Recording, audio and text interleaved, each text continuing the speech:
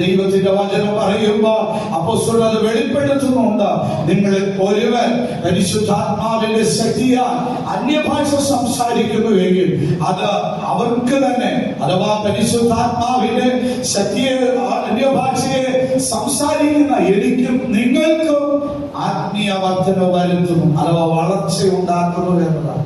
ആകയാൽ ഇന്ന് പകൽക്കാലം ഓരോ ദൈവപൈതന്റെ ജീവിതത്തിലും അയ്യോ ഞാൻ അഭിഷേകം പ്രാപിച്ചു പോയി, ഇത്ര വർഷവും ആത്മാവിൽ നിറഞ്ഞതാ, ഇത്ര നാളുകൾക്ക് മുമ്പ് ഞാൻ അഭിഷേകം പ്രാപിച്ചതാ എന്ന് പറഞ്ഞത് കൊണ്ടായില്ല. ദിനംതോറും നീ പരിശുദ്ധാത്മാവിന്റെ ശക്തിയാൽ നിറഞ്ഞ ദൈവസ്ഥലിൽ കാണപ്പെടുമ്പോൾ നിന്റെ അകത്തെ മനുഷ്യന് വളർച്ചയുണ്ടാകുക. ആത്മാവിന്റെ ശക്തിയാൽ അകത്തെ മനുഷ്യൻ നാൾതോറും വളർച്ച പ്രാപിക്കുമ്പോൾ നമ്മുടെ ഭൗതികമായ ജനീകമായ സ്വഭാവങ്ങളെ ഓരോ നിമിഷവും മരിപ്പിച്ച് കൊണ്ടുപോകുവാൻ കഴിയും. ക്രിസ്തുവിന്റെ ജീവിതത്തെ നാം പഠിക്കുമ്പോൾ തന്നെ കൊണ്ട് ചെയ്യിച്ച പ്രവർത്തികളിൽ തന്റെ ഉള്ളിൽ പരിശുദ്ധാത്മാവ് തന്നെ ബലപ്പെടുത്തിക്കൊണ്ടേ ഇരുന്നു എന്നതാണ്. ആകയാൽ ഒരിക്കൽ പോലും യേശു തന്റെ ജഡത്തെ അനുസരിച്ചില്ല.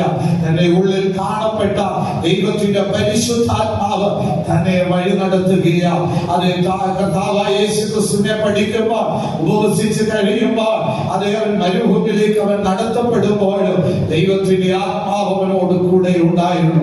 പരിശുദ്ധാത്മാവിനെ ബലപ്പെടുത്തി.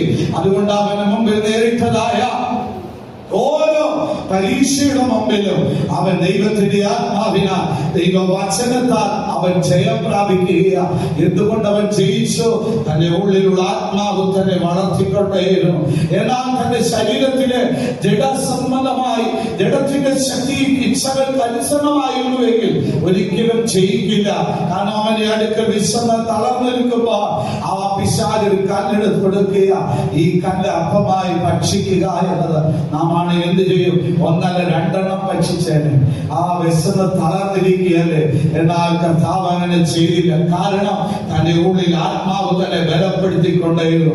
അവൻ പറയുന്നു, അതേ ദൈവത്തിന്റെ സന്നിധിയിൽ മനുഷ്യൻ അപ്പം കൊണ്ട് മാത്രമല്ല യഹോവയുടെ വായിൽ നിന്ന് വചനങ്ങൾ കൊണ്ടും ജീവിക്കുന്നു എന്നതാ.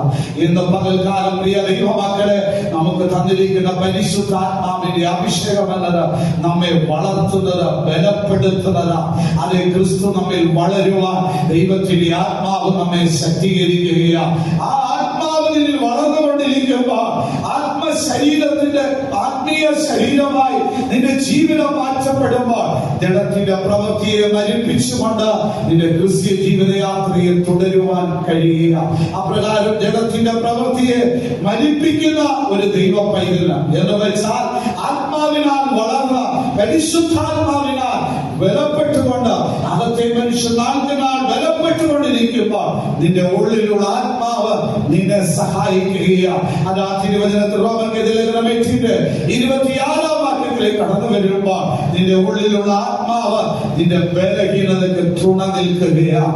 നിന്റെ ബലഹീന സന്ദർഭങ്ങളിൽ, നീ തളർന്നു പോകുന്ന സ്ഥാനങ്ങളിൽ, നീ ക്ഷീണിതരായി കടന്നു പോകുന്ന സ്ഥാനങ്ങളിൽ, നിന്റെ ജീവിതത്തിൽ പരാജയം സംഭവിക്കുമ്പോൾ നിന്റെ ബലഹീനതയെ കണ്ടിട്ട് നേരത്തെ ദൈവത്തിന്റെ ആത്മാവ് നമ്മെ ഓർപ്പിച്ചതുപോലെ ഒരു പിതാവ് ഒരിക്കലും ഒരു കുട്ടിയെ തള്ളിക്കളയാറില്ല. ഞാൻ പലപ്പോഴും ഓർപ്പിക്കാറുണ്ട്, ഒരു പിതാവ് തന്റെ കൈക്കുഞ്ഞുമായി അതേ ഒരു യാത്ര ചെയ്യുമ്പോൾ തന്റെ തോളിൽ ചേർത്ത് വെച്ച് മാറോടണച്ച് ആ ചെറിയ കുട്ടിയെ, ശിശുവിനെ കൊണ്ട് യാത്ര ചെയ്യുന്ന സന്ദർഭത്തിൽ ആ കുട്ടിയിൽ നിന്ന് അവന്റെ ശരീരത്തിൽ ആ വിസർജന വസ്തുക്കളാൽ അശുദ്ധമായി തീരുമ്പോൾ ആ ശിശുവിനെ വലിച്ച് പിതാവ് എറിയാറില്ല.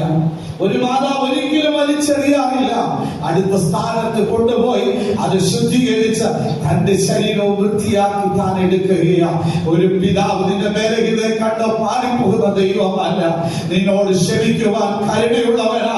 തന്റെ ഭക്തന്മാരോട് ദയവുള്ള കർത്താവ് നിന്റെ ജീവിതത്തിൽ നിന്റെ ഉള്ളിൽ വസിക്കുന്ന ആത്മാവ് നിന്റെ ബലഹീനതയ്ക്ക് തുണ നിന്നുകൊണ്ട് ദൈവത്തിന്റെ പരിശുദ്ധാത്മാവ് നിനക്ക് ഉപദേശിച്ച് അവൻ സകല സത്യത്തിലും നീതിയിലും നിന്നെ വഴി നടത്തി നിന്റെ ബലഹീനമായ അവസ്ഥയിൽ നിന്ന് നിന്നെ വിടുവിച്ച് നിന്നെ ജയാളിയാക്കി മാറ്റുവാൻ ദൈവത്തിന്റെ പരിശുദ്ധാത്മാവ് നമ്മുടെ ഉള്ളിൽ വളർച്ചയെ കൊണ്ടുവരണം.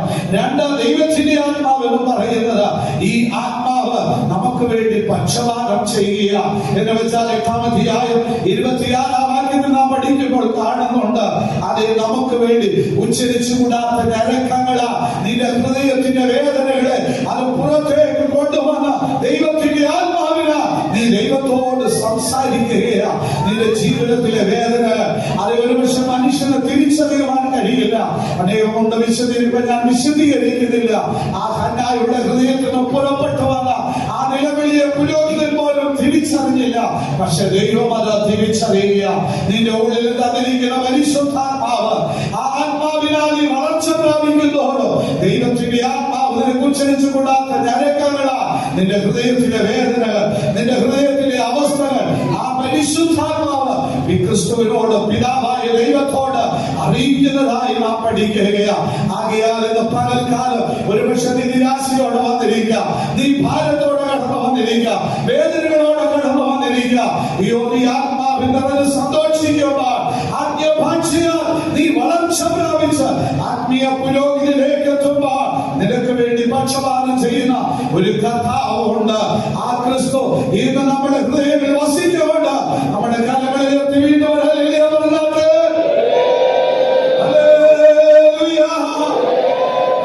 പഠിക്കുമ്പോൾ കാണുന്നത് ഈ ആത്മാവെന്ന് പറയുന്നത് നമ്മുടെ മധ്യ ശരീരങ്ങളെ ജീവിപ്പിക്കുന്നതാ. അതേ തിരുവചനത്തിൽ അപ്പോസ്തലർ വെളിപ്പെടുത്തുന്നുണ്ട്. ക്രിസ്തുവിനെ ഉയർപ്പിച്ച ആത്മാവ് എന്ന് വെച്ചാൽ ക്രിസ്തു വളർന്നത് ആത്മാവിനാൽ. ആത്മാവിൽ അവൻ ബലപ്പെട്ട് യാത്ര ചെയ്ത് ആത്മാവിനാൽ ബലപ്പെട്ടത് കൊണ്ട് കാൽവരിയിൽ സാത്താന്റെ തലയെ തകർത്തുകൊണ്ട് മൂന്നാം നാൾ ക്രിസ്തു ഉയർത്തെഴുന്നേറ്റ് ജയഭീതി മുഴക്കുകയാണ്. അതേ ആത്മാവിനാൽ നിന്റെ ഉള്ളിൽ ക്രിസ്തു വളരുകയാണ്. ആ ക്രിസ്തുവിന്റെ പ്രത്യാശ വിശ്വാസത്തിന് വളരുന്നത് കൊണ്ട് ദൈവത്തിന്റെ പരിശുദ്ധാത്മാവ് നിന്റെ ഉള്ളിൽ വസിക്കുന്നത് കൊണ്ട് ഈ മധ്യ ശരീരം മാറി ഒരു ജീവന ശരീരമായി മാറ്റപ്പെടുകയാണ്. ഇത് ബലഹീനപ്പെട്ടു കൊള്ളട്ടെ, ഇത് മരണത്തിന് വിധേയപ്പെട്ടു കൊള്ളട്ടെ, ഇത് മണ്ണായി തീർന്നു കൊള്ളട്ടെ, ഇത് പുഴുക്കൾ എരിച്ച് അതേ പുഴുക്കൾ കൃണികൾ അത് തീർത്തു കൊള്ളട്ടെ. പക്ഷെ നമുക്കൊരു പ്രത്യാശയുണ്ട്. ഈ മണ്ണായ ശരീരം മാറി ഒരു വിണ്മയ ശരീരമാക്കുവാൻ ദൈവത്തിന്റെ ആത്മാവിൽ വളർന്നുകൊണ്ടേയിരിക്കുന്നു. പരിശുദ്ധാത്മാവിനാൽ ഞാൻ ഓരോ നിമിഷവും ബലപ്പെട്ടുകൊണ്ടേയിരിക്കുന്നു. ഈ താഴ്ചയുള്ളത് നീക്കപ്പെടുവാൻ, ഈ താഴ്ചയുള്ളതുമായി തേജസ്സേറിയ ഒരു അനുഭവം പ്രാപിക്കുവാൻ നമ്മുടെ ജീവിതത്തെ സമർപ്പിക്കണം. യോഹന്നാൻ പറയുന്നു, അവൻ എന്നിൽ വളരണം, ഞാനോ കുറയണം. ക്രിസ്തു തമ്മിൽ വളരണമെങ്കിൽ ദിവ്യ ജ്ഞാനത്താൽ നിറയപ്പെടണം.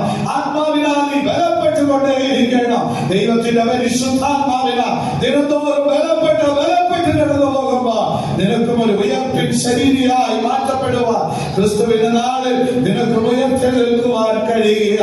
അവസാനമായി ഒരു കാര്യം ഇവിടെ ഓർപ്പിച്ച് ഞാൻ നിർത്തിക്കൊള്ളട്ടെ.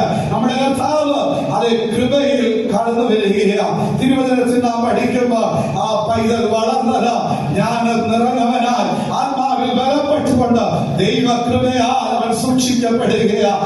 ആ ദൈവകൃപ തന്നെ ബലപ്പെടുത്തിക്കൊണ്ടേയിരിക്കുകയാണ്. ലൂക്കോസിലെ സുവിശേഷം 2:52 വാക്യത്തിലേക്ക് കടന്നു വരുമ്പോൾ അതേ ദൈവത്തിന്റെയും മനുഷ്യരുടെയും കൃപയിൽ അവൻ മുതിർന്നു വന്നു എന്ന് കാണുകയാണ്. വായിച്ച് 2:52 വാക്യം.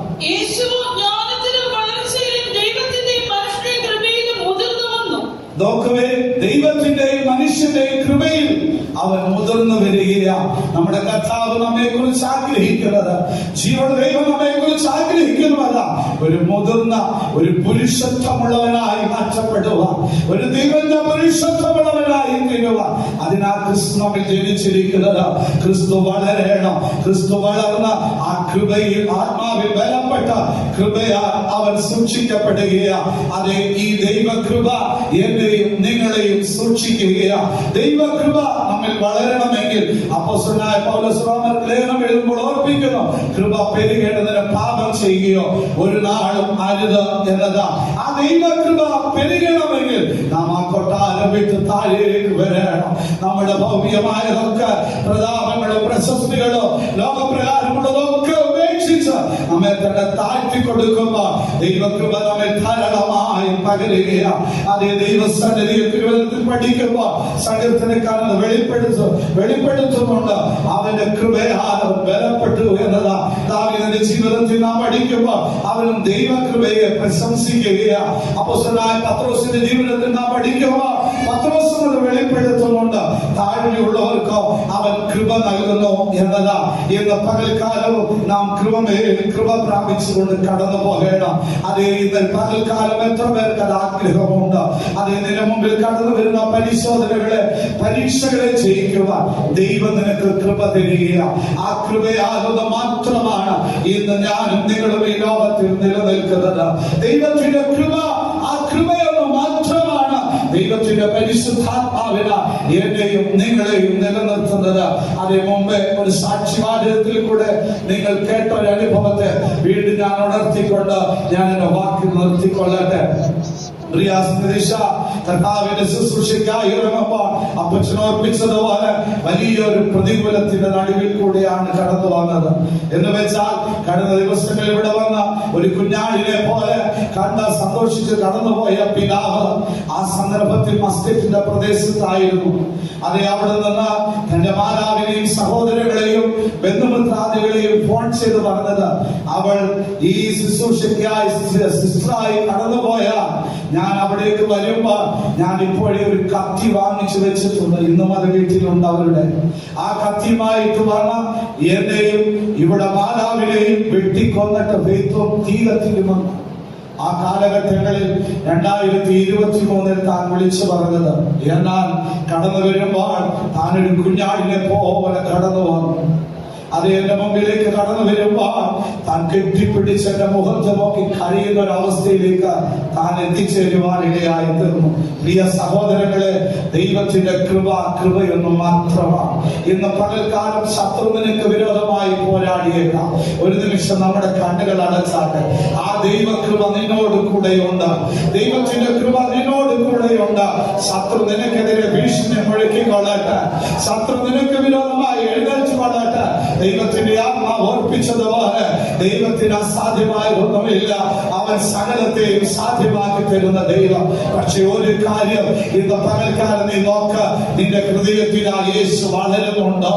ഞാൻ നിറഞ്ഞവനാൽ ആത്മാവിൽ വളർന്ന കൃപയിൽ ആത്മാവിൽ ബലപ്പെട്ട ദൈവകൃപയാൽ സൂക്ഷിക്കപ്പെട്ടതുപോലെ പ്രിയ ദൈവമൈതലേ, നിന്നെയും അവൻ കാക്കുവാൻ ശക്തനാ. ഏത് പ്രതികൂലത്തിന്റെ നടുവിലും അതേ ശൃംഗതുല്യമായി വരുന്നവന് കുഞ്ഞാടാക്കി മാറ്റുവാൻ നമ്മുടെ യേശുവിനെ കഴിയും. ദൈവത്തിന്റെ കൃപയ്ക്ക് കഴിയും. ദൈവത്തിന്റെ കൃപ ഇന്ന് നമ്മുടെ മധ്യയുണ്ട്. ഒരു പക്ഷേ ഇന്ന് പകൽക്കാലം നീ വളരെ വേദനയോടെ, കഷ്ടതയോടെ, ദുഃഖത്തോടെ, ഭാരത്തോടെ കടന്നു വന്നിരിക്കാം. എന്നാൽ കൃപയുടെ കർത്താവ് നമ്മുടെ നടുവിലുണ്ട്. നമുക്ക് അപേക്ഷിക്കാം, കർത്താവേ നിന്റെ കൃപയൊന്ന് മാത്രം, കർത്താവേ നിന്റെ കൃപയെ താങ്ങണം, കർത്താവേ നിന്റെ കൃപയെ ബലപ്പെടുത്തണം, നിന്റെ കൃപയെ ശക്തീകരിക്കണം. നീ അധരത്തോടുള്ള പറഞ്ഞാട്ട് ക്രിസ്തുവിന്റെ ഉള്ളിലുണ്ടെങ്കിൽ നിനക്ക് ധൈര്യത്തോടെ പറയുവാൻ കഴിയും. അപ്പോസ്തലൻ പറയുന്നത് പോലെ ഞാനായിരിക്കുന്നത് ദൈവത്തിന്റെ കൃപ. ആ കൃപയെന്ന് മാത്രം എന്ന പകൽക്കാലം ആ കൃപ നിന്നെ ബലപ്പെടുത്തി, ആ കൃപ നിന്നെ യുദ്ധത്തിനായി ഒരുക്കുകയാണ്. ആ കൃപ ശത്രു നേരായി നിന്നെ ചെല്ലുവാൻ നിന്നെ ധൈര്യപ്പെടുത്തുകയാണ്. യേശുവിനെ ആ കൃപ ബലപ്പെടുത്തി ക്രൂശോ ശത്രുവിനെ ചാട്ടവാൻ അടിയോ അവന്റെ മുൾക്കിരീടമോ അവന്റെ കുന്തം കൊണ്ടുള്ള വിലാപുരത്തുള്ള കുറ്റുകളോ ഇതൊന്നും അവൻ സാധനമില്ല എന്ന്. കാരണം ദൈവകൃപ അവനെ ബലപ്പെടുത്തി, അവന്റെ ഉള്ളിൽ കാണപ്പെട്ട അഭിഷേകം അവനെ ബലപ്പെടുത്തിക്കൊണ്ടേയിരുന്നു. ഇന്ന് പകൽക്കാലം ദൈവശക്തിയോടെ മടങ്ങിപ്പോയാട്ട് ആ ക്രിസ്തുവിൽ വളർന്ന ദൈവകൃപയ ഒരു വിടുതൽ അനുഭവിച്ച ദൈവശക്തിയ നമുക്ക് നമ്മുടെ കർത്താവിനോട് അടുക്കാം. ഇന്ന് പകൽക്കാലം ദൈവേഷ്ടത്തിനായി നമ്മെ സമർപ്പിച്ചാട്ട് അതിനെ തുറന്ന